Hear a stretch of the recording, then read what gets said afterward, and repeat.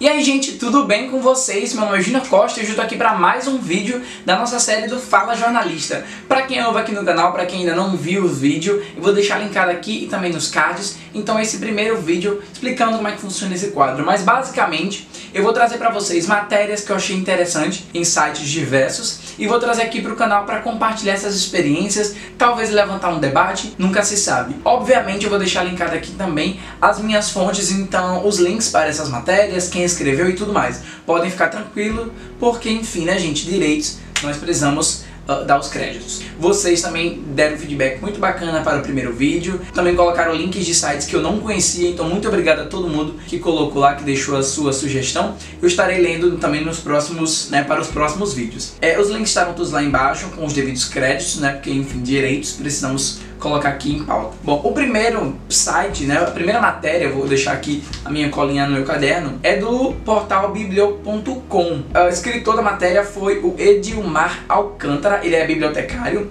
e o nome da matéria dele é O Cuidado e a Responsabilidade com a Informação em Tempos de Fake News. Assim, gente, eu achei essa matéria muito legal porque eu terminei agora o terceiro semestre, nós tivemos a segunda semana de jornalismo e o tema era fake news, era fake news, aí era na pós-verdade, então a gente estudou muito sobre isso, A gente reviu alguns conceitos, viu como é que tudo isso se formou, Pra quem não sabe, fake news foi a palavra do ano, Foi considerada a palavra de 2017, principalmente, teve seu apogeu, digamos assim, com o discurso, repetitivo do Trump em falar fake news, fake news, fake news, e aí se consolidou. E essa matéria, ela tem então um cunho mais analítico mesmo, mas só lembrando que todas essas informações que eu vou passar para vocês, vocês obviamente podem conferir na íntegra com detalhe nas matérias que estarei linkando lá embaixo. E esse texto, na verdade, ele vai falar pra gente então um pouco como é que tudo isso vai acontecendo, como é que esse processo de globalização por vezes pode nos atrapalhar. Então o autor da matéria, ele tem um cuidado em falar sobre como a imprensa do século XV se portava diante disso, como é que essas primeiras informações,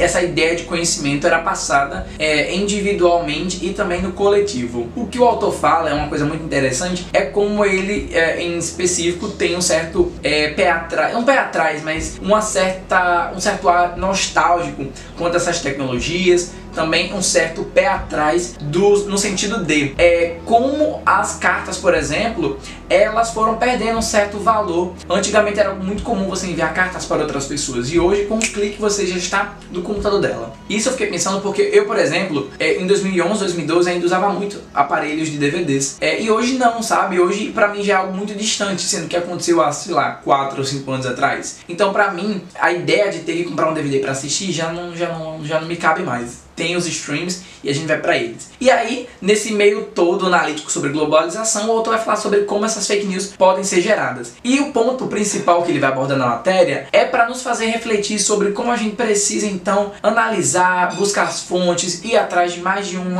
um portal, principalmente agora que a gente está em ano de eleição. Então assim, muita fake news vai rolar solta, já está rolando. E um caso que é citado, eu fiquei um pouco chocado, foi sobre a Marielle Franco, que infelizmente foi assassinada e até hoje ninguém sabe de nada, ninguém sabe o que aconteceu, mas enfim. E um projeto que ela tinha sugerido na Câmara Legislativa, eu acho que é assim que se fala, era em que o Estado deveria então subsidiar o mínimo de educação, o mínimo de assistência a crianças de comunidades carentes, para falar assim de uma forma mais grossa. E aí saiu matérias depois dizendo que ela estava querendo implantar um projeto em que o Estado deveria gastar com crianças, com futuros meliantes, com esse tipo de coisa, Obviamente eu estou parafraseando. Logo, vejam de novo a matéria. Bom, e por que eu achei essa matéria relevante? Primeiro pela temática, segundo que eu gosto muito do portal Biblio, eu não conhecia eles, enfim, é um trabalho legal e vale a pena conferir. A segunda matéria eu tirei do El País, que é um site que assim, eu adoro mesmo, gosto do estilo de escrita dos colunistas, gosto das matérias, das fotos, enfim. E do próprio layout, que é um detalhe assim que... Enfim, a próxima matéria foi escrita por Laura Fernandes e o nome dela é Perry Smith. Se só pudesse ficar com uma coisa, seria com a literatura. Obviamente, isso foi uma frase dita pela própria autora. Essa matéria, ela tem um cunho misto, assim. Nós temos acesso então à informação de que a Perry Smith está lançando então um novo livro, que é Devotion. E ela, a Patti Smith, pra quem não conhece, ela além de ser autora de livros, ela foi muito conhecida, assim, ela ficou muito conhecida na década de 70, né? Pela forma como ela cantava e tudo mais. Então, assim, essa matéria tem todo um valor sentimental, simbólico também para a área da música, né? E essa matéria, na verdade, ela é a mais literária de todas, digamos assim, tanto por se tratar de uma autora, mas também porque ela vai falar sobre esse livro que ela está para publicar, né? A jornalista fala como a autora se portou diante dessa futura publicação. E também sobre o próprio assunto que gira em torno dela, né? Então, esse livro dela vai contar, então, a história dessa patinadora, que ela é muito talentosa e tem a ver com o Alberto Camus, que também é um dos autores aí meio hypados atualmente. Também fala sobre as inspirações que a Patti Smith tem na sua vida enquanto escritora. Então ela fala muito sobre como a Patti Smith trabalhava com a literatura dentro de casa e que ela era uma das meio que ovelha negra, assim. Então, por exemplo, sabe aqueles momentos que você tá num lugar que só você lê? Então, assim, tu tenta se abster daquilo que tá acontecendo, vai pro seu canto. E a Patti Smith fala da mesma coisa. Então ela tava ali em casa, escutava alguém falando, sabe, coisas que não interessavam, ela corria pro banheiro e ficava escrevendo e tudo mais. Então é uma matéria bacana, é uma matéria mais pra passar o tempo e eu achei legal compartilhar com vocês. Assim, eu nunca li nada da autora, meu namorado já tem 2 livros, que ele ama demais ela enquanto cantora e não sabia que ela publicava livros, e aí quando ele descobriu ficou louco. Já comprou o Só Garotos e o Linha M, que são 2 livros dela sobre viagens e sobre música e tudo mais, então tá aí uma matéria recomendada pra vocês. Bom, e a terceira e última matéria que eu tenho pra indicar pra vocês é uma matéria de cunho mais político, digamos assim, mais voltada pra cidadania. Eu encontrei essa matéria no site Carta Capital, né? E ela foi escrita por Guilherme Soares Dias e se chama Rússia alterna entre racismo e curiosidade com negros no país. Eu li o título dessa matéria e eu fiquei, não, gente, não é possível.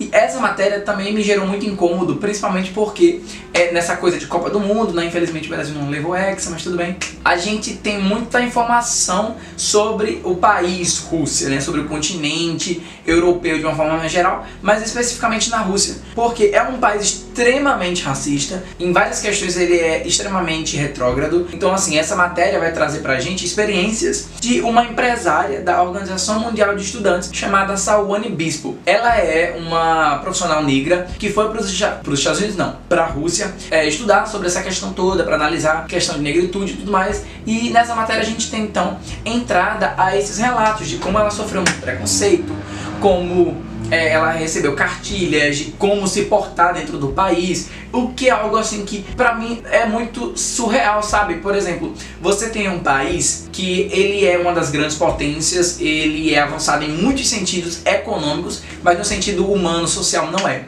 Então assim, o que adianta, sabe? É revoltante saber que ainda existe isso. E na própria matéria fala de várias pesquisas, vários estudos que foram feitos, e na Rússia atualmente, de 144 mais ou menos milhões de pessoas, apenas 70 mil são negros. Isso é preocupante, isso é alarmante. Na matéria a gente também tem acesso a um contexto histórico, então por que isso começou ali durante a época da Segunda Guerra, do socialismo e tudo mais. Então assim, é uma matéria que faz a gente pensar, sabe? E olha que eu não tô nem falando da Rússia enquanto país homofóbico. Isso aí realmente é um viés que eu não vou querer entrar aqui, até porque o canal não é sobre isso, mas é uma matéria que eu achei interessante compartilhar com vocês. Eu falo enquanto homem branco, né, mas eu acho que pra quem é pessoa negra mesmo vai se identificar, vai ver como ali é complicado e a gente precisa estar ciente dos nossos privilégios mesmo, né. Eu enquanto branco, assim, não tenho nem noção da quantidade de privilégios que eu tenho em detrimento dessas pessoas que sofrem com racismo diário. Não apenas na Rússia, mas também no Brasil. Enfim, se vocês gostaram do vídeo, clica no gostei. É muito importante que vocês cliquem no gostei, porque isso ajuda ao YouTube a entender que vocês gostam do conteúdo. Ative as notificações aqui na barra principal do canal.